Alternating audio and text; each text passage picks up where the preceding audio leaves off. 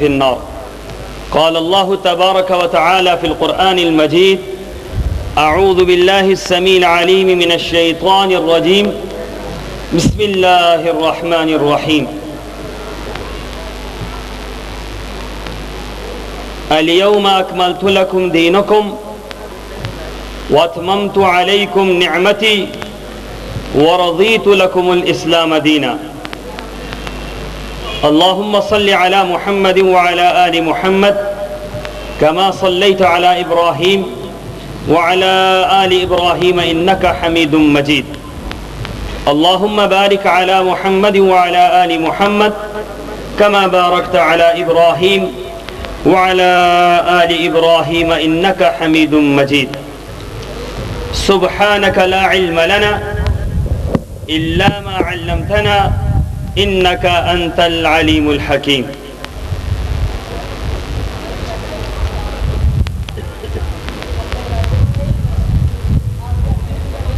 قابل صد احترام علماء کرام،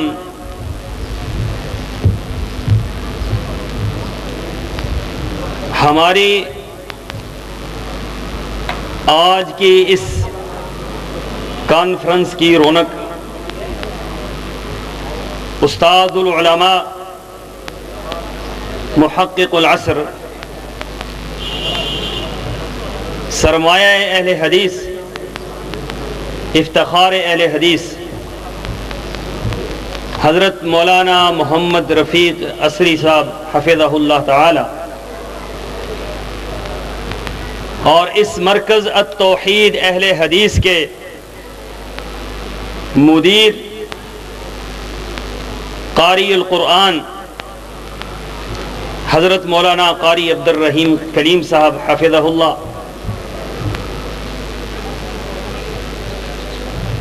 اور تمام اس مرکز التوحید کے طلباء و طالبات،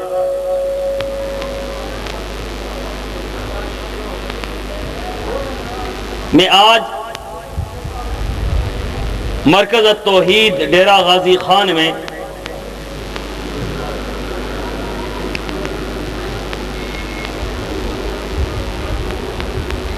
مسلک اہل حدیث کے اصول بیان کرنا چاہتا ہوں کہ مسلک اہل حدیث کی بنیاد کن اصولوں پر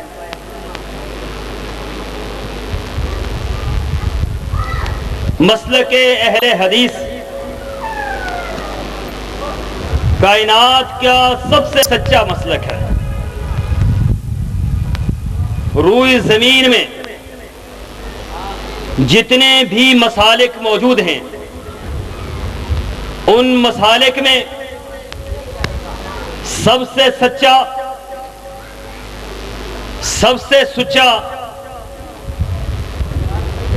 سب سے خالص مسلک اہل حدیث ہے.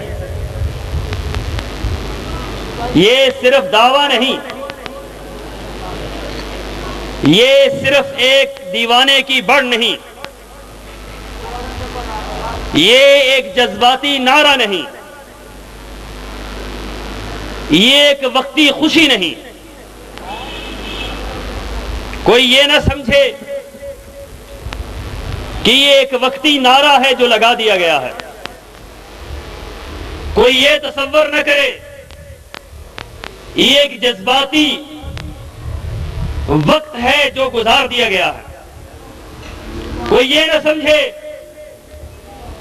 کہ یہ آج کی اس محفل کا، آج کے اس جلسے کا صرف نقطہ نظر ہے. مسلک اہل حدیث جب سے اللہ تبارک و تعالی نے نبی پاک صلی اللہ علیہ وسلم پر دین مکمل کیا، اس وقت وجود پذیر ہوا، اور اس وقت سے لے کر آج تک اور قیامت کی دیواروں تک یہ مسلک اپنی سچائی کے ساتھ، حقانیت کے ساتھ موجود رہے گا. یہ مسلک کل بھی موجود تھا جب کوئی مسلک نہیں تھا، یہ آج بھی موجود ہے اور یہ قیامت تک موجود رہے گا۔ کائنات کی کوئی طاقت بھی اس مسلک کو نقصان نہیں پہنچا سکتی، کائنات کی کوئی طاقت اس مسلک کو مٹا نہیں سکتی ہے، کائنات کی کوئی طاقت اس کو پھیلنے سے پھولنے سے روک نہیں سکتی ہے۔ جتنا اس مسلک کی مخالفت ہوگی، جتنا اس مسلک کو روکا جائے گا، جتنا اس مسلک کو اس کے ارد گرد گھیرا تنگ کیا جائے گا، اللہ کا نظام یہ ہے، اللہ کی سنت یہ ہے، اللہ کا طریقہ یہ ہے، جتنا لوگ اس کو دبائیں گے اتنا ہی یہ بڑھتا چلا جائے گا۔ یہ کسی کے مٹانے سے مٹ نہیں سکتا، یہ کسی کے دبانے سے دب نہیں سکتا، یہ کسی کے سوچنے سے مٹ نہیں سکتا۔ اس کی بنیاد کیا ہے؟ اس کی وجہ کیا ہے؟ مسلک اہل حدیث قرآن و سنت کا نام ہے، یہ اسلام کا دوسرا نام ہے، یہ وحی الہی کا عمل کا نام ہے۔ مسلک اہل حدیث اللہ کی طرف سے نازل شدہ قرآن پاک اور احادیث مبارکہ کے ماننے کا نام ہے۔ جب تک کائنات کے اندر سورج کا نظام چلتا رہے گا، چاند چاندنی بکھیرتا رہے گا، چاند کی چاندنی چلتی رہے گی، ستاروں کے اندر روشنی باقی رہے گی، زمین کا وجود باقی رہے گا، پہاڑوں کی اونچائی باقی رہے گی، زمین کے اندر لالا زار باقی رہیں گے، زمین کے اوپر جب تک سورج اور چاند باقی رہے گا، میرا یہ دعویٰ ہے اللہ کے فضل و کرم سے مسلک اہل حدیث قیامت تک باقی رہے گا۔ یہ اسلام کا دوسرا نام ہے۔ اسلام کن چیزوں کا نام ہے؟ اسلام کس کو کہا جاتا ہے؟ بنیادی طور پر اسلام دو چیزوں کا نام ہے، قرآن اور حدیث۔ قرآن بھی وحی ہے، حدیث بھی وحی ہے۔ قرآن بھی وحی کی قسم، حدیث بھی وحی کی قسم۔ قرآن اور حدیث یہ دونوں چیزیں ملا کر اسلام بنتا ہے، اور یہی دو چیزیں ملائیں تو مسلک اہل حدیث کا اصول بنتا ہے۔ مسلک اہل حدیث کا اصول کیا ہے؟ لوگوں اگر عمل کرنا ہے رب کے قرآن پر کرنا ہے، محمد رسول اللہ کی حدیث پر عمل کرنا۔ قرآن اور حدیث سے ہٹ کر کوئی تیسری چیز ایسی نہیں جو قابل عمل ہو جس پر عمل کیا جائے۔ قرآن اور حدیث، قرآن بھی اللہ کی طرف سے نازل ہوا، حدیث بھی اللہ کی طرف سے نازل ہوئی۔ قرآن بھی مصدقہ، حدیث بھی مصدقہ۔ قرآن وحی مطلوب ہے، حدیث وحی غیر مطلوب ہے۔ قرآن کے الفاظ بھی اللہ کے، قرآن کے معنی بھی اللہ کے، حدیث کے الفاظ رسول اللہ کے، حدیث کے معنی اللہ نے اتارے ہیں۔ بلکہ یہ کہنا پڑے گا مسلک اہل حدیث ہر اس ایک ایک حرف کو مانتا ہے جو اللہ نے آسمانوں سے جبرائیل امین کے ذریعے محمد رسول اللہ کے قلب اطہر پر نازل کیا۔ مسلک اہل حدیث کی بنیاد دو ہی چیزیں ہیں، اور یہ دو ہی چیزیں آسمان سے نازل ہوئی ہیں۔ دو ہی چیزیں اسلام کی بنیاد ہیں، دو ہی چیزیں اسلام کی انتہا ہیں، دو ہی چیزیں اسلام کی ابتدا ہیں، دو ہی چیزوں پر اسلام کی عمارت قائم ہے، اور مسلک اہل حدیث کی بنیاد بھی ان دو ہی چیزوں پر ہے۔ مسلک اہل حدیث کائنات کی سب سے بڑی سچائی ہے۔ اس کی وجہ کیا ہے؟ کہ ہم مانتے ہیں محمد رسول اللہ صلی اللہ علیہ وسلم کی ذات کو، آپ کی ذات بھی سچی ہے، آپ کی بات بھی سچی ہے۔ جس طرح آپ کی ذات حق ہے اس طرح آپ کی بات حق ہے۔ وجہ کیا ہے؟ آپ اپنی زبان سے اس وقت تک کوئی بات کرتے نہیں جب تک عرش والا آپ کو بولنے کا حکم نہیں دیتا۔ ما ينطق عن الهوى ان هو الا وحی یوحی۔ محبوب آپ بولتے نہیں، آپ کی زبان سے الفاظ نکلتے نہیں، آپ گفتگو کرتے نہیں، آپ احکامات جاری کرتے نہیں جب تک ما ينطق عن الهوى ان هو الا وحی یوحی، جب تک عرش والا رب بولنے کا نہ کہے محبوب آپ کی زبان کھلتی نہیں۔ آپ اس وقت بولتے ہیں جب اللہ بولنے کا حکم دیتا ہے، آپ اس وقت گفتگو کرتے ہیں جب اللہ گفتگو کرنے کا آرڈر دیتا ہے، آپ اس وقت بات بتلاتے ہیں جب اللہ بات کرنے کا حکم دیتا ہے۔ معلوم یہ ہوتا ہے کہ مسلک اہل حدیث یہ وحی کو مانتا ہے، اور وحی اللہ کے رسول پر نازل ہوئی، اللہ کے رسول کے علاوہ وحی کسی اور پر نازل نہیں ہوئی۔ کائنات کے اندر اہل حدیث وحی کی تابعداری کرتا ہے، اور وحی آسمانوں سے آتی ہے، اور وحی کا دروازہ اس وقت بند ہوا جب رسول اللہ صلی اللہ علیہ وسلم دنیا سے چلے گئے۔ جب آپ دنیا سے گئے تو صحابہ اکرام اسی بات پر رویا کرتے تھے کہ آج جبرائیل امین کا آنا بند ہو گیا، آج وحی کا نازل ہونا بند ہو گیا، آج وحی کا آنا رک گیا۔ وجہ کیا ہے؟ جس شخصیت کی وجہ سے وحی آتی تھی وہ دنیا سے چلی گئی ہے، جب وہ دنیا سے چلی گئی تو وحی کے دروازے بند ہو گئے۔ اسلام وحی کے ساتھ جب وحی بند ہوئی اسلام مکمل ہو گیا۔ اللہ کے رسول صلی اللہ علیہ وسلم پر اسلام مکمل ہوا۔ الیوم اکملت لکم دینکم واتممت علیکم نعمتی ورضیت لکم الاسلام دینا۔ لوگوں آج ہم نے تمہارا دین مکمل کر دیا ہے۔ یہ آیت مبارکہ نہ تورات میں موجود ہے، نہ انجیل میں موجود ہے، نہ زبور میں موجود ہے، نہ صحف ابراہیم میں موجود ہے، نہ صحیفہ موسیٰ میں موجود ہے۔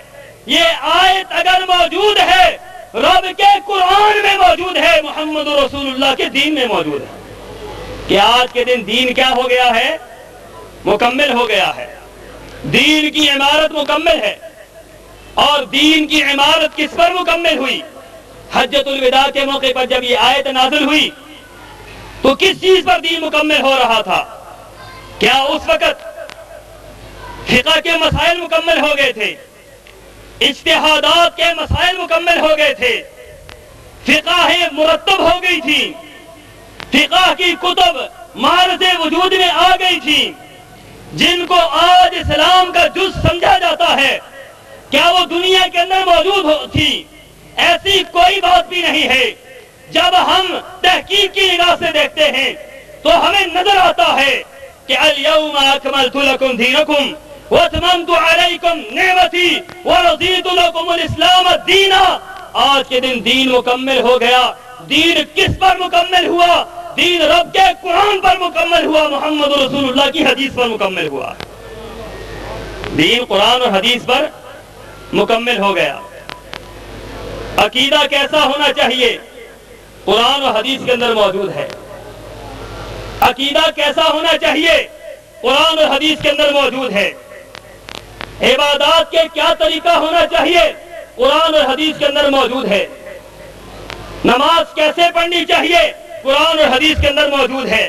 روزہ کیسے رکھنا چاہیے؟ کس وقت ابتدا ہو کس وقت انتہا ہو؟ قرآن اور حدیث کے اندر موجود ہے۔ زکوٰۃ کتنی دینی چاہیے؟ کس کس مال پر دینی چاہیے؟ کس کس نصاب کے تحت دینی چاہیے؟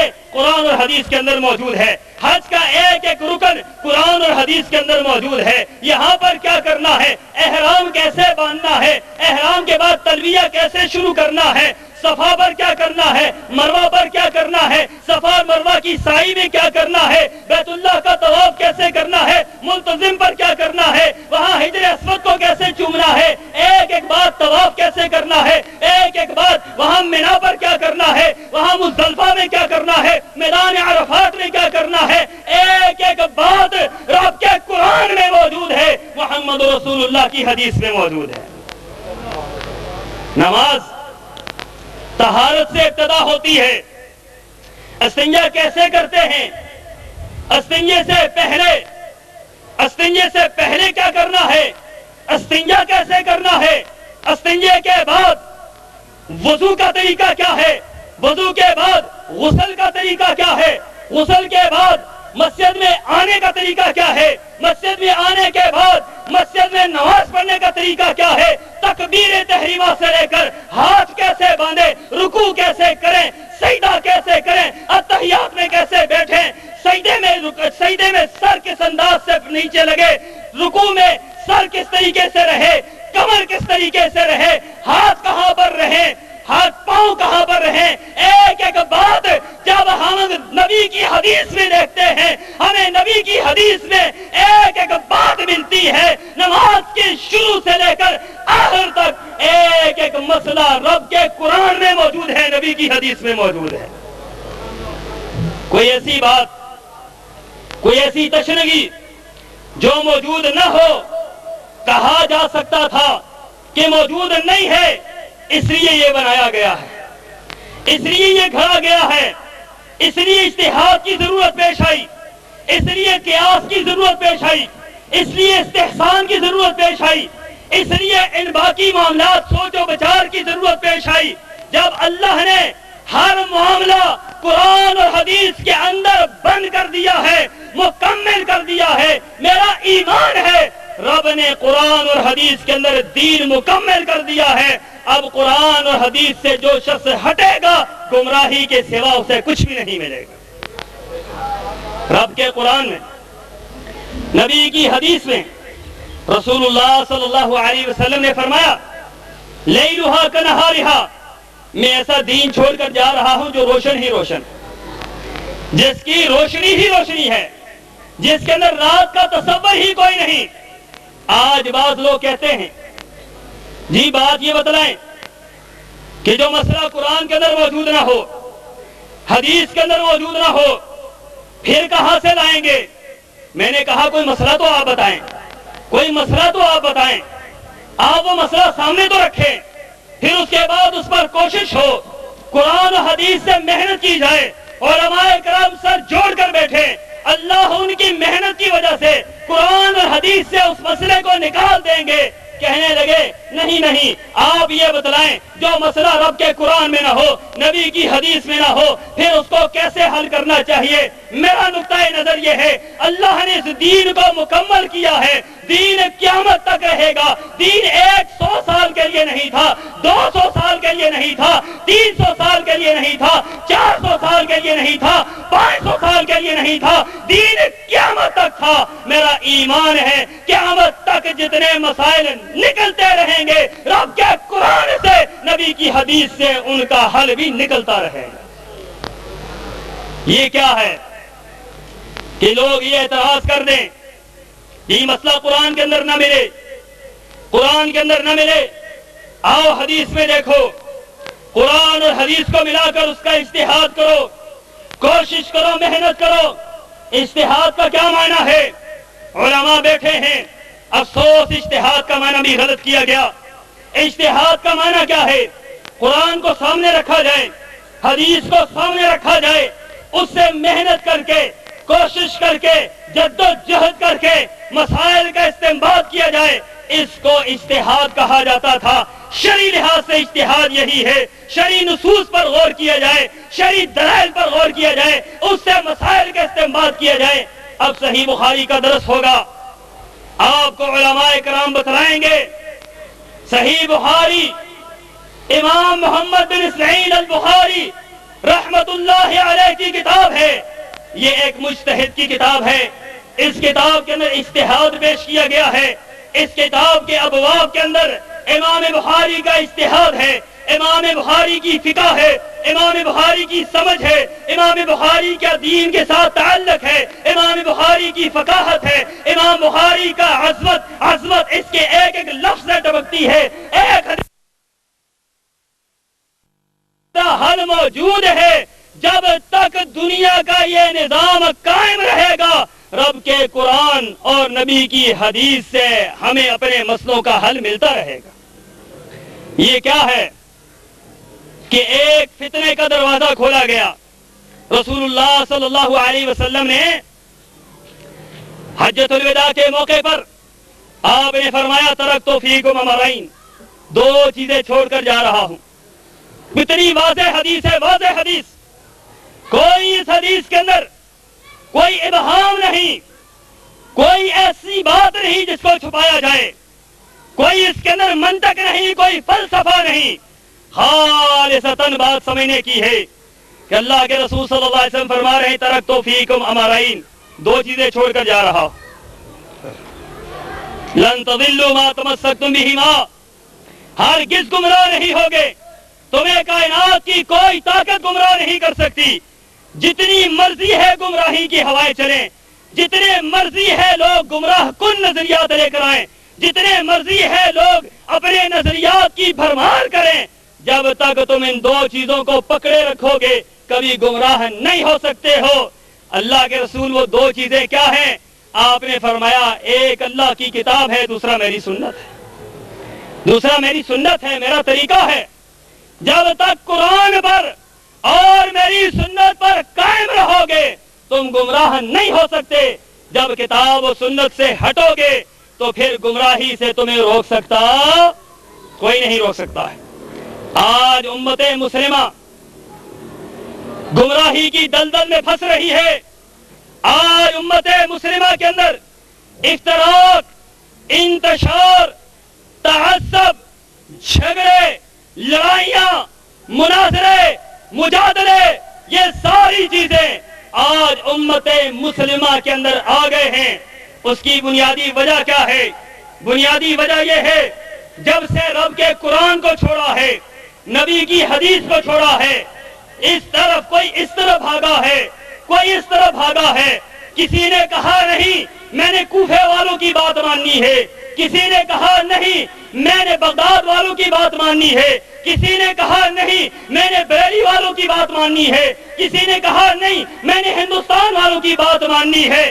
جب لوگوں کے اندر یہ نظریات پیدا ہوئے، یہ عقائد پیدا ہوئے، یہ سوچ پیدا ہوئی، یہ فکر پیدا ہوئی، قرآن و حدیث سے ہٹ گئے، تو آج امت کا یہ حال ہے کہ آج کوئی کدھر مار کھا رہا ہے، کوئی کدھر مار کھا رہا ہے، کوئی کیا کہتا ہے، کوئی کیا کہتا ہے۔ اللہ کی قسم ہے نجات ایک بات کے اندر ہے، وہ یہ ہے ساری امت مل کر محمد رسول اللہ کے دین قرآن و حدیث کو مضبوطی سے پکڑ لے، یہ سارے کے سارے اختلافات حل ہو جائیں گے۔ اختلافات کا حل قرآن اور حدیث کے اندر ہے، مسائل کا حل قرآن اور حدیث کے اندر ہے۔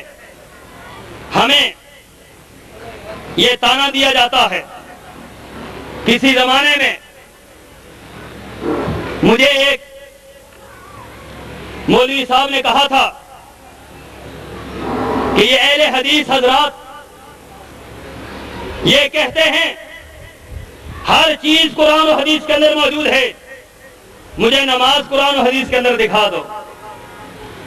یہ سوال اکثر آتا ہے، نماز کے اندر فرض کتنے ہیں، سنت کتنے ہیں، واجب کتنے ہیں، مستحب کتنے ہیں، ناخن کاٹنے کی سنتیں کتنی ہیں، آئی دیکھنے کی سنتیں کتنی ہیں، کپڑے پہننے کی سنتیں کتنی ہیں، فلاں چیز کی سنتیں کتنی ہیں، فلاں چیز کی سنتیں کتنی ہیں۔ یہ سوال ہم سے ہوا، میں اس سوال کے جواب کو لینے کے لیے نکل کھڑا ہوا۔ مجھے ایک بڑی عجیب سی کتاب ملی، آپ کو بھی وہ کتاب ملی ہوگی، دیکھی ہوگی آپ نے، کیسے کیسے فتنے امت کے اندر نکل رہے ہیں۔ فیضان سنت کے نام سے کتاب چھپی، اوپر لکھا ہے سنتوں بھری کتاب۔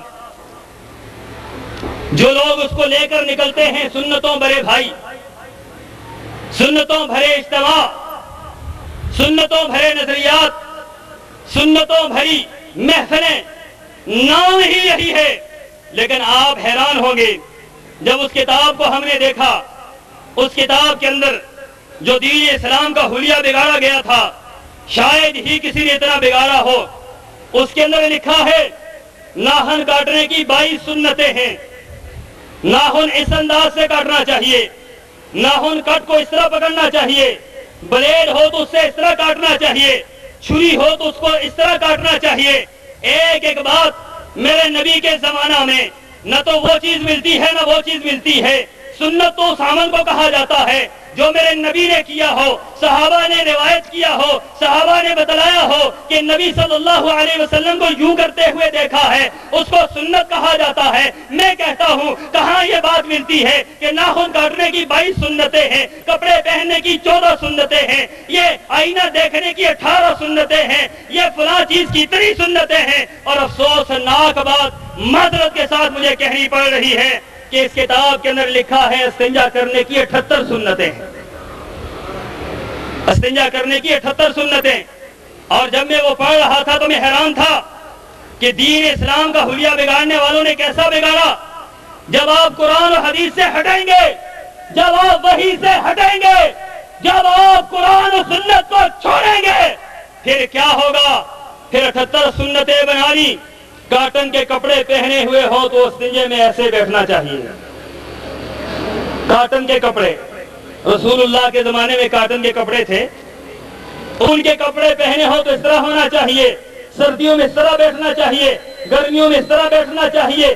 ٹوٹی سے استنجا ایسے کرنا چاہیے اور لوٹے سے استنجا اس طرح کرنا چاہیے. گرمیوں میں یہ انداز ہو، سردیوں میں یہ انداز ہو. WC ہو تو اس پہ اس طرح بیٹھنا چاہیے، کموڈ ہو تو اس پر یوں بیٹھنا چاہیے، کھلا میدان اس پر یوں بیٹھنا چاہیے. یقین جانیے رب کعبہ کی قسم ہے، اس کتاب کو پڑھ کر ہمارا خون کھول گیا کہ یہ کتاب رسول اللہ کے دین میں بہت بڑا اضافہ ہے، رسول اللہ کے دین پر بہت بڑا تان ہے، رسول اللہ کے دین سے بہت بڑا اختلاف ہے. میرے نبی نے استنجا کا طریقہ بتلایا. کیا طریقہ ہے؟ کتنا سادہ سا طریقہ ہے، کوئی اس میں لمبی چوڑی بات نہیں، کوئی اس میں لمبا چوڑا مسئلہ نہیں. لیکن یاروں نے کیا کیا؟ جو لوگ گنتی کے قائل ہیں، جو لوگ سنتوں کو گنتی میں شمار کرتے ہیں، 78 سنتیں بنا لی. اور جا کر دیکھو، اعتراض ہو اس کتاب کے اندر جا کر دیکھ لو کہ اس کتاب کے اندر 78 سنتوں کو کیسے پورا کیا گیا ہے. ہم اسی لیے کہتے ہیں کہ جب قرآن و حدیث کو ہم چھوڑتے ہیں پھر ہماری گمراہی کی کوئی انتہا نہیں رہتی. ایک بندہ جب پٹڑی سے اترتا ہے پھر کوئی انتہا نہیں ہوتی. پھر کہاں جا کر لگے؟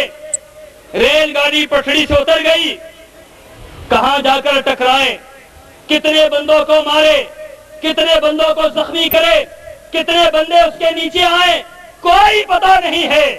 یہ پٹڑی سے اترے ہوئے لوگ ہیں، ان کی کوئی پتہ نہیں یہ کس کس کو گھسیٹ کر جہنم میں لے کے جائیں گے.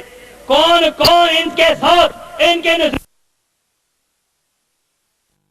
مولانا محمد رفیق اصری حفظہ اللہ کی بات مانیں، آپ آئیں ابراہیم بھٹی صاحب کی بات مانیں، آپ آئیں یاسین بلوچ کی بات مانیں، آپ آئیں عتیق الرحمان شاہ کی بات مانیں. ہم یہ بات کہتے ہیں لوگوں آؤ بات کو سنو لیکن مانو، رب کے قرآن کی مانو، نبی کی حدیث کی مانو، اس سے ہٹ کر کسی کی نہ مانو.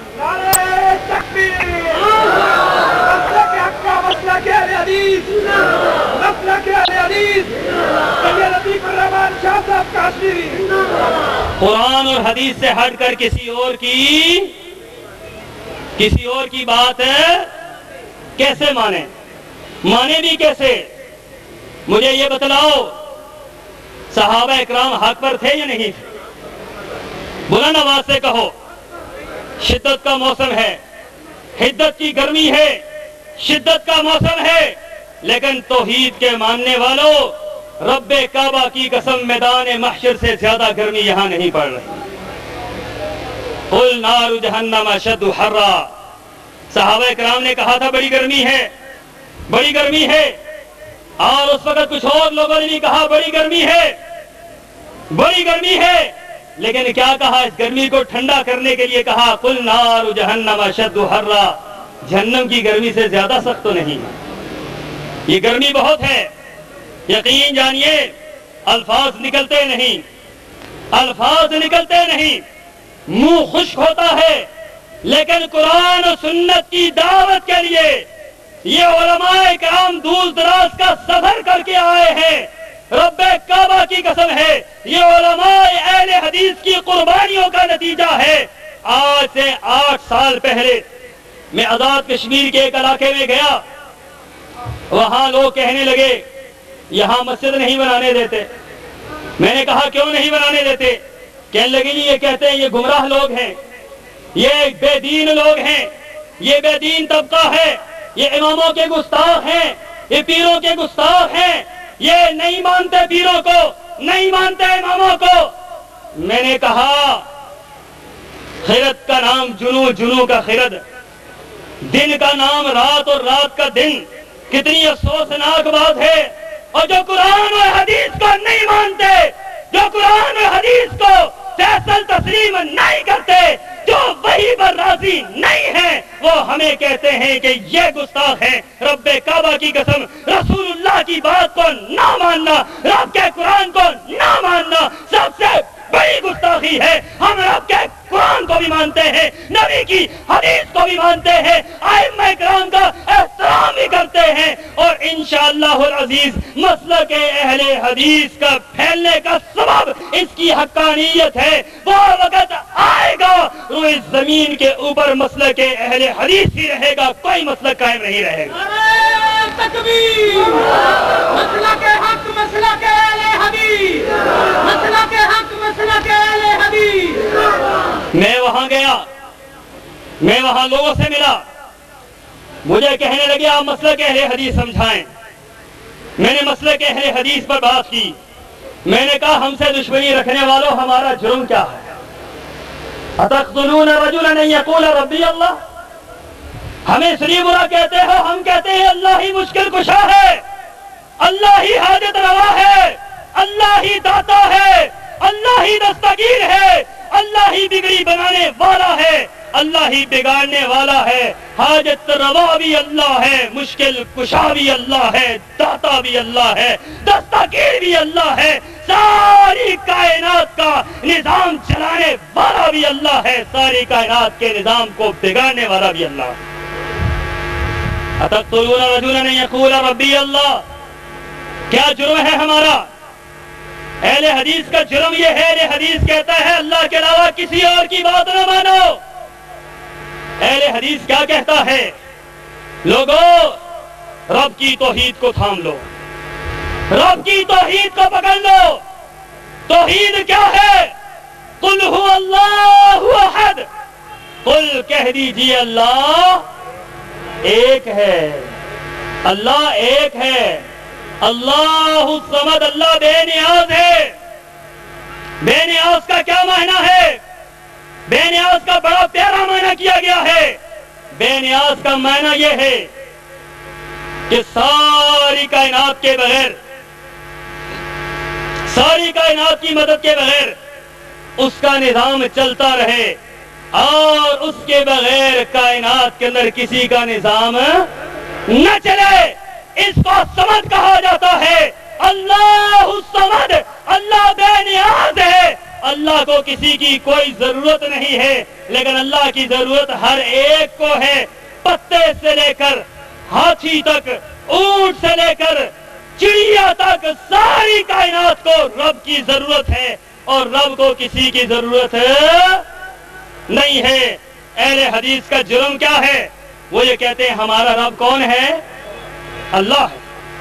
ہم یہ بات کہتے ہیں بری کرنے والا بری امام نہیں ہے، بری کرنے والا بری امام نہیں ہے، اولاد دینے والا دولے شاہ نہیں ہے، سب سے بڑا دینے والا علی حجویری نہیں ہے رحمت اللہ علیہ، لال شہباز کلندر تمہاری گاڑیوں کو ایکسیڈنٹ سے بچانے والا نہیں ہے۔ کون ہے؟ مشکل کشا بھی اللہ ہے، حاجت روا بھی اللہ ہے، اولاد دینے والا بھی اللہ ہے، بگڑیاں بنانے والا بھی اللہ ہے، سارے کے سارے معاملات کا چلانے والا کون ہے؟ ساری کائنات کا نظام چلانے والا ہم تو سب کو مانتے ہیں، ہم تو سب کو مانتے ہیں۔ میں لاہور میں گیا، کچھ دوستوں نے مجھے بتلایا یہاں پر ایک گھوڑے شاہ دربار ہے، شاہ صاحب وہاں پر ذرا جا کے دیکھے تماشا۔ میں نے کہا کوئی ضرورت نہیں جانے، کہتے نہیں شاہ صاحب جانا۔ چلے گئے وہاں پر، گھوڑے شاہ کے دربار پر دیکھا، میں نے ایسے ہی لباس پہن رکھا ہے۔ میں وہاں گیا، وہاں پر اتنے اتنے گھوڑے مٹی کے بنائے ہوئے، منہ بنایا ہوا مٹی کا، چار نیچے پاؤں بنائے ہوئے، پیچھے چھوٹی سی دم بنائی ہوئی، وہ باہر دکاندار بیچ رہا ہے، کتنے کا؟ 2 روپے کا ایک گھوڑا۔ میں نے کہا بابا جی یہ گھوڑے کا کیا چکر ہے؟ کہنے لگے بابا جی کو گھوڑوں کے ساتھ بڑا پیار تھا، بابا جی کو گھوڑوں کے ساتھ بڑا پیار تھا، اس لیے ہم گھوڑے چڑھاتے ہیں، بابا راضی ہو جاتا ہے۔ میں نے کہا پھر کیا ہوتا ہے؟ بابا راضی ہوتا ہے، کیا ہوتا ہے؟ کہنے لگا بابا راضی ہو تو بابا پھر بیٹے دیتا ہے۔ کیا دیتا ہے؟ میں نے کہا وہ کہے، کہنے لگے ایک گھوڑا چڑھاؤ گے 1 بیٹا ملے گا، 2 چڑھاؤ گے 2 بیٹے ملیں گے، 3 چڑھاؤ گے 3 بیٹے ملیں گے۔ میں کہا سائیں گھوڑا کتنے کا ہے؟ کہنے لگے گھوڑا 2 روپے کا ہے۔ میں نے کہا 2 روپے کا گھوڑا اتنا سستا؟ کہتے ہاں۔ میں نے کہا 2 روپے کا ایک بچہ؟ کہتے ہاں بالکل 2 روپے کا ایک بچہ۔ میں نے کہا 20 روپے ہو تو 10 بچے؟ کہنے لگے ہاں 20 روپے ہو تو 10 بچے۔ میں نے کہا کوئی پوری بوری بھر کر پھینک جائے پھر کیا ہوگا؟ کہنے لگا میرے ساتھ مذاق نہ کرو، ولیوں کی گستاخی کرتے ہو۔ پوری بوری کوئی بندہ بھر کر پھینک جائے، 1000 گھوڑا پھینک جائے تو 1000 بچہ ہو گئے۔ کیا ہو گیا ہے اس امت کو؟ کدھر چلے گئے ہیں ہم؟ کیا ہم نے نام خرد کا جنو و جنو کا خرد رکھ لیا ہے؟ دین اسلام کا حلیہ ہم نے کیسے بگاڑا ہے؟ آؤ، میں بات کر رہا تھا آزاد کشمیر کی، میں وہاں پر گیا، میں نے مسلک اہل حدیث کی حقانیت بیان کی۔ اللہ کا فضل دیکھو، رب کا احسان دیکھو، جہاں پر ایک مسجد آج سے 8 سال پہلے نہیں تھی، آج 10 مسجدیں موجود ہیں، اور اللہ کے فضل و کرم سے پوری کی پوری بستی مسلک اہل حدیث کو قبول کر چکی۔ یہ مسلک اہل حدیث کی حقانیت ہے۔ مسلک اہل حدیث کو سمجھایا نہیں جاتا، بتایا نہیں جاتا۔ ہمارے قریب تو آؤ، ہماری بات تو سنو، ہمارا پیغام تو سنو، ہماری پکار تو سنو۔ ہم کس طرح بلاتے ہیں لوگوں؟ ہم صرف قرآن و حدیث کی طرف بلاتے ہیں۔ لوگوں قرآن، رب کا قرآن، نبی کی حدیث، یہ 2 چیزیں ایسی ہیں جن پر چلو گے تو نجات پاؤ گے، جن کو چھوڑو گے تو گمراہ ہو جاؤ۔ یاد رکھو، صحابہ کرام حق پر تھے یا نہیں تھے؟ حق پر تھے؟ بولانا واسطے کو صحابہ حق پر تھے؟ تو صحابہ کرام کیا تھے؟ حنفی تھے صحابہ؟ سیدھی سی بات بتا دوں، کوئی بندہ ایک کھڑا ہو کے بتا دے صحابہ کرام حنفی؟ ہاں بابا جی صحابہ حنفی تھے؟ کوئی ایک بندہ کھڑا ہو کر کہہ دے صحابہ حنفی، مان لیں گے، بات ختم کر دیتے ہیں جی، ہم بھی حنفی سارے بن جائے۔ صحابہ شافی تھے؟ کوئی ایک کھڑا ہو کر کہے نا زور سے، کوئی دیوانہ ہے اٹھ کر کہے جی صحابہ شافی تھے۔ صحابہ حنبلی تھے؟ صحابہ مالکی تھے؟ دیوبندی تھے؟ بریلوی تھے؟ قادری تھے؟ چشتی تھے؟ سہروی تھے؟ محمدی؟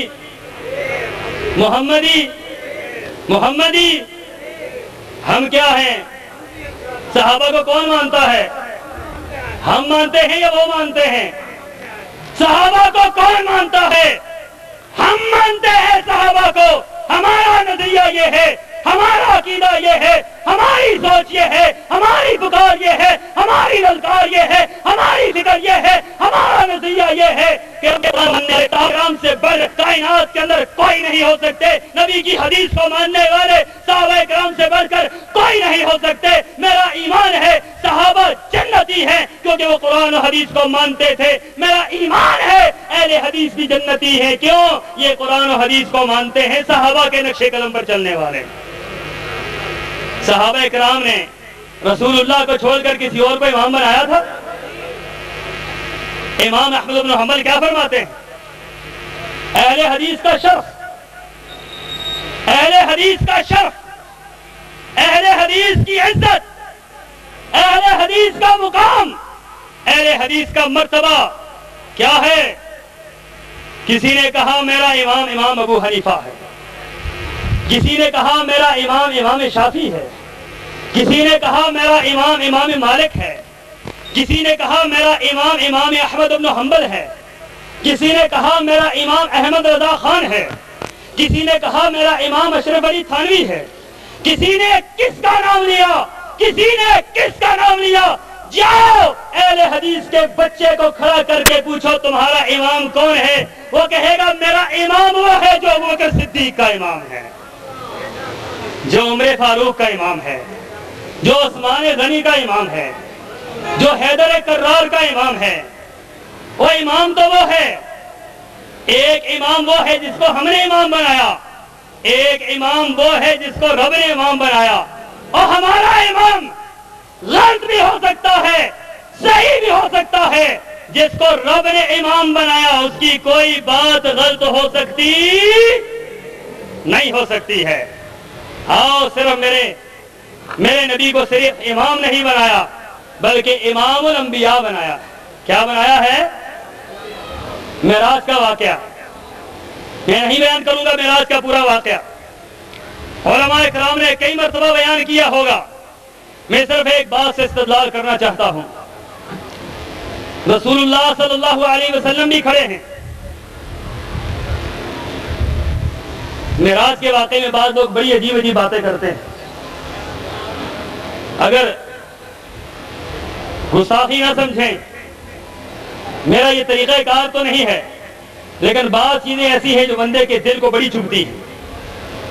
میں نے ایک تقریر سنی، وہ تقریر آج بھی میرے پاس محفوظ ہے۔ معراج کا واقعہ ایک مولوی صاحب بیان کر رہے ہیں حافظ آباد کا۔ معراج کا واقعہ بیان کرتے ہوئے کہتے ہیں اللہ کے رسول اوپر چلے گئے سدرۃ المنتہا پر، اب اللہ کے رسول بھی کھڑے ہیں اور اللہ بھی کھڑے ہیں۔ اللہ کے رسول اللہ کو دیکھتے ہیں، اللہ اپنے رسول کو دیکھتے ہیں، دونوں ایک دوسرے کو دیکھ رہے ہیں۔ اللہ پوچھتے ہیں، یہ مولوی کا انداز دیکھو، یہ مولوی باتیں کیسی کرتے ہیں۔ اللہ پوچھتے ہیں، پیغمبر کو چپ دیکھ کر اللہ پوچھتے ہیں چپ چپ کھڑے ہو، ضرور کوئی بات ہے۔ جبریل امین پاس کھڑے تھے، انہوں نے کہا جی پہلی ملاقات ہے، جی پہلی ملاقات۔ اور لوگوں نے پتہ کیا کیا؟ لوگوں نے نعرے لگائے، نعرے تکبیر، اللہ اکبر، نعوذ باللہ من ذالک۔ دین کا کیسا حلیہ بگاڑا ہے، ہر معاملے میں ہر بات میں دین کو بگاڑا ہے۔ رسول اللہ صلی اللہ علیہ وسلم کھڑے ہیں، تمام انبیاء کھڑے ہیں، حضرت جبرائیل امین تشریف لائے، اللہ کے رسول کو مصلی پر کھڑا کر دیا۔ آپ کو کیا لقب ملا؟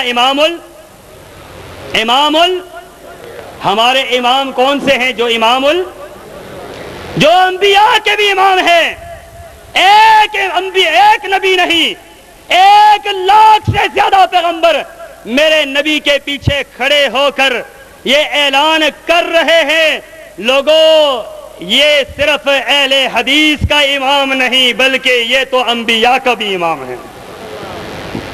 یہ کس کا امام ہے؟ انبیاء کا بھی امام ہے۔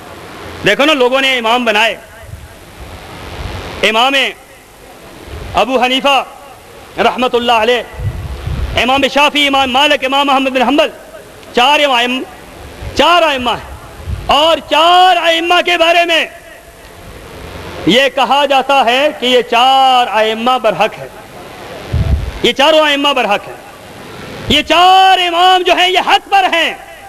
ہمارا نقطہ نظر یہ ہے، ہر وہ امام حق پر ہے جو رب کے قرآن کی طرف بلاتا ہے، نبی کی حدیث کی طرف بلاتا ہے۔ صرف 4 نہیں، ہر وہ امام حق پر ہے۔ 4 پر دروازہ کیوں بند کر دیا؟ ہر وہ امام حق پر ہے۔ اور پھر کہتے 4 امام حق پر ہے، لیکن نقطہ نظر کیا ہے؟ امام ابو حنیفہ کو ماننے والے امام شافعی کو مانتے ہیں؟ کوئی ہے یہاں پر ایسا حنفی جو شافی بھی ہو؟ سوال ہی پیدا نہیں ہوتا. جو امام ابو حنیفہ کو مانتے ہیں ان کا نقطہ نظر یہ ہے، مسعود بن شیبہ کتاب التعلیم کے مقدمے میں یہ بات لکھتا ہے، مشہور حنفی عالم دین ہے، وہ یہ بات لکھتا ہے اہل شرق اور اہل غرب پر، مشرق سے لے کر مغرب تک، شمال سے لے کر جنوب تک جتنے بھی رہنے والے مسلمان ہیں، میں ان سے یہ بات کہتا ہوں، ان پر لازم ہے کہ امام ابو حنیفہ کی بات کو مانے، امام ابو حنیفہ کے دین کو اپنا دین بنا لے، مذہب کو اپنا مذہب بنا لے، اور امام ابو حنیفہ کے علاوہ کسی اور کی بات کو نہ مانے. یہ مسعود بن شیبہ کتاب التعلیم کے اندر لکھتا ہے کہ امام ابو حنیفہ کے علاوہ کسی اور کی بات کو نہ مانے. ہم یہ بات کہتے ہیں لوگوں، اگر امام ابو حنیفہ کی بات قرآن و حدیث کے مطابق ہے اس کو مان لو، امام شافعی کی بات اس کے مطابق ہے اس کو مان لو، امام مالک کی بات اس کے مطابق ہے اس کو مان لو، امام احمد بن حنبل کی بات اس کے مطابق ہے اس کو مان لو، روئی زمین میں کسی کی بات بھی قرآن و سنت کے مطابق ہے اس کو مان لو. اہل حدیث کا یہ موقف ہے، اہل حدیث سے ہٹ کر کسی اور کا یہ موقف نہیں ہے. سامعین محترم،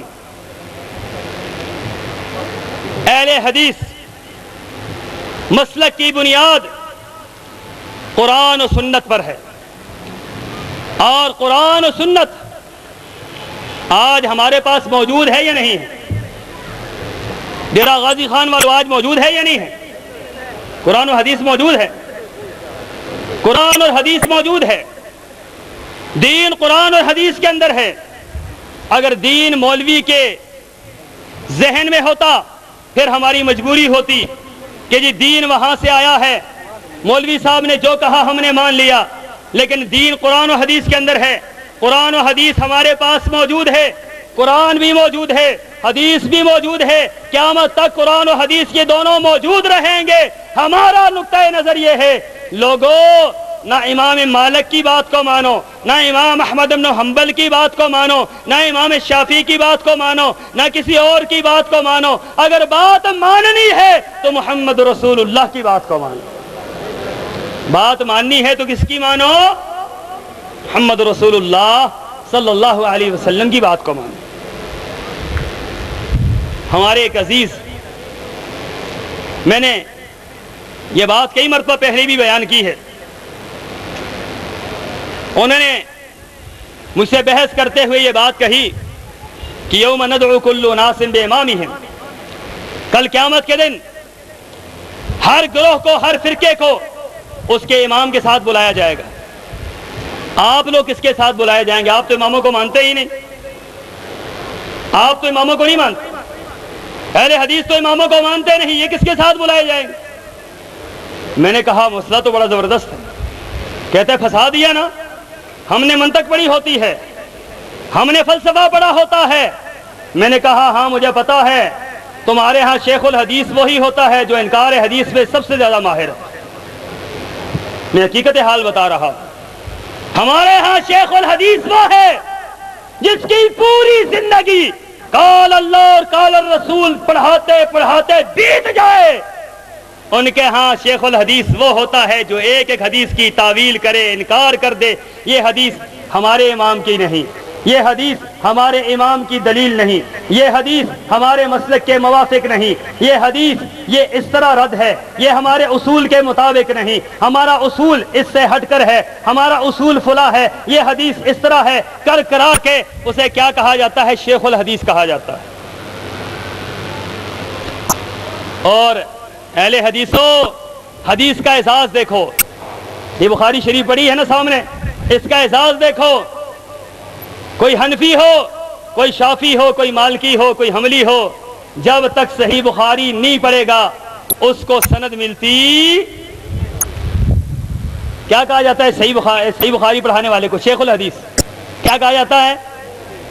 شیخ الہدایہ بھی کبھی کسی کو کہا گیا، شیخ شرح وقایا، شیخ قدوری، شیخ منیت المسلی، شیخ بشری زیور. میں نے ایک حنفی عالم دین سے کہا، ہمارے دوست بھی ہیں، بہت بڑے عالم دین بھی ہیں، میرے ساتھ پڑھتے رہے. میں نے کہا شیخ قدوری گزر گیا. شیخ قدوری کیا بلا ہوئی؟ میں نے کہا قدوری آپ کے نزدیک تو نعوذ باللہ من ذالک کا بڑا اس کا مقام مرتبہ بیان نہیں کرتا، وہ کیا ہے؟ بڑا مرتبہ ہے اس کا. تو شیخ قدوری کہتے ہیں شیخ قدوری لفظ ٹھیک نہیں، تو شیخ الحدیث کہتے ہیں یہ کمال کا میٹھا سا لفظ ہے. میں نے کہا اصل میں حدیث کے اندر جو مٹھاس ہے وہ فقہ کے اندر پیدا ہو سکتی کیوں؟ آج فقہ انکار حدیث کا دوسرا نام ہے. جہاں پر حدیث کا انکار کیا جائے وہاں فقہ کو لا کے کھڑا کر دیا جائے. یہ دیکھو، یہ ہمارا امام یہ کہتا ہے، ہمارا امام یہ کہتا ہے، ہمارے امام کی بات یہ ہے، ہمارے امام کا نقطہ نظر یہ ہے. تمہارا امام ایک امام چھوڑ کر 1,00,000 بھی امام ہو، محمد رسول اللہ کے سامنے کسی کی حیثیت کچھ بھی نہیں. کہنے لگے پھنسا دیا نا آپ کو، اب آپ بتلائیں کہ آپ کس کے ساتھ اٹھیں گے؟ میں نے کہا بات تو واقعتاً آپ کی بڑی زبردست ہے. میں نے کہا کل قیامت کے دن میدان محشر کا یہ نقشہ ہوگا کہ شافعی کھڑے ہوں گے، امام شافعی، وہ کہیں گے شافعی میرے ساتھ آ جاؤ. حنبلی کھڑے ہوں گے، امام احمد بن حنبل، وہ کہیں گے حنبلیوں میرے ساتھ آ جاؤ، حنبلی ادھر چلے جائیں گے. امام مالک کھڑے ہوں گے، وہ کہیں گے مالکیوں میرے ساتھ آ جاؤ. امام حنیفہ رحمۃ اللہ علیہ کھڑے ہوں گے، کہیں گے جی حنفیوں میرے پاس آ جاؤ. یہ سارے لوگ جو ہیں ائمہ کے جھنڈے کے نیچے چلے جائیں گے. کہنے لگے بالکل ایسے ہی ہوگا. میں نے کہا ایسے ہی ہو؟ کہتے ہاں ایسے ہی ہوگا.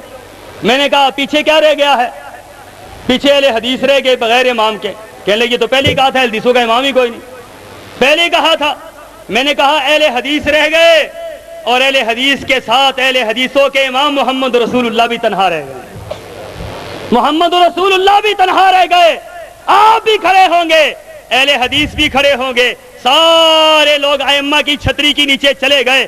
یہ اہل حدیث کھڑے ہیں. اللہ کے رسول دنیا میں آپ کے علاوہ کسی کو نہیں مانا، رب اس کو مانا تھا، پیغمبر آپ کو مانا تھا، سجدہ اس کے سامنے کیا تھا، آپ کے طریقے کے مطابق کیا تھا، رکوع اس کو کیا تھا، طریقہ آپ کا اپنایا تھا، اتحیات آپ کے اس کے سامنے بیٹھے تھے، طریقہ آپ کا اپنایا تھا. اللہ کے رسول رب خدا اس کو مانا تھا، رہبر و رہنما آپ کو مانا تھا. اللہ کے رسول دنیا میں کسی کو نہیں مانا. اللہ کے رسول کہیں گے اہل حدیثو تم نے دنیا میں کسی کو میرے علاوہ امام نہیں مانا، آؤ میرے جھنڈے کے نیچے جنت میں داخل ہو جاؤ. میں نے کہا اللہ کے رسول اہل حدیثوں کو ساتھ لے کر جنت میں چلے جائیں گے. کہنے لگا یہ کہاں سے نکالا ہے، یہ کہاں سے نکالا ہے؟ میں نے کہا جہاں سے آپ نے نکالا ہے. آپ نکال سکتے ہیں سارا کچھ، آپ نے تو پورا دین نکال دیا ہے، پورے مذہب نکال دیے ہیں، پورے مذہب، پوری مذہب کی کتابیں نکال دی ہیں. جہاں ایک حدیث ہمیں دیکھنے کو نہیں ملتی، ایک حدیث ہمیں نہیں ملے گی. پورے فتاوے پڑھ لیں، پورا فتاوہ قاضی خان پڑھ لیں، ایک حدیث نہیں ملے گی. پورے آپ نے فتاوے اور پورا دین نکال دیا. آپ کے لیے جائز ہے اور ہمارے لیے ناجائز ہے؟ ہمارے لیے سب کچھ ناجائز ہوا. ہم یہ بات کہتے ہیں لوگوں، نقطہ نظر کیا ہے؟ وہی بات جسے میں نے پہلے شروع کیا تھا، الیوم اکملت لکم دینکم واتممت علیکم نعمتی ورضیت لکم الاسلام دینا. آج کے دن دین مکمل ہوا. دین کس پر مکمل ہوا ہے؟ دین کس پر مکمل ہوا؟ قرآن اور حدیث پر. کس پر مکمل ہوا؟ قرآن اور فقہ پر دین مکمل ہوا. اجتہاد پر مکمل ہوا. ہدایات شرع وقایا قدوری منیت المصلی اشتی زیور ان پر مکمل ہوا؟ ان پر مکمل نہیں ہوا. رب کا دین مکمل ہوا ہے. رب نے اپنے قرآن پر مکمل کیا، نبی کی حدیث پر مکمل کیا، اور یہ مکمل چیزیں آج بھی موجود ہیں، قیامت تک موجود رہیں گی. ان دونوں چیزوں کو اہل حدیث اپنا رہبر مانتے ہیں، عقیدہ بناتے ہیں، اس سے پیچھے چلتے ہیں. قرآن اور حدیث یہ اہل حدیث کا عقیدہ ہے. ہمارا نقطہ نظر یہ ہے روئے زمین ساری ایک طرف ہو، قرآن اور حدیث کے بغیر نجات ممکن نہیں ہے. ہم قرآن و حدیث کے پیچھے چلیں گے تو نجات ہوگی، قرآن و حدیث کے پیچھے نہیں چلیں گے تو نجات نہیں ہو سکتی ہے.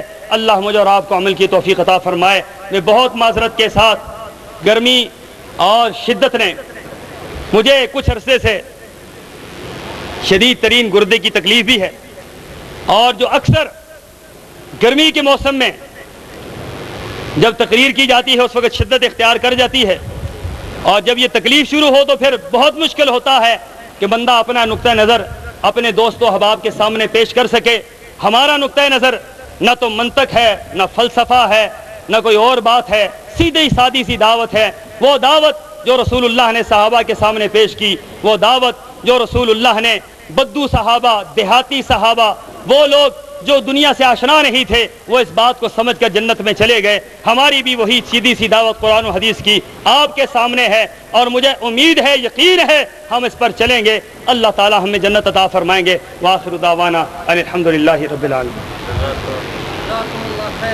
جزاکم اللہ احسن الجزاء۔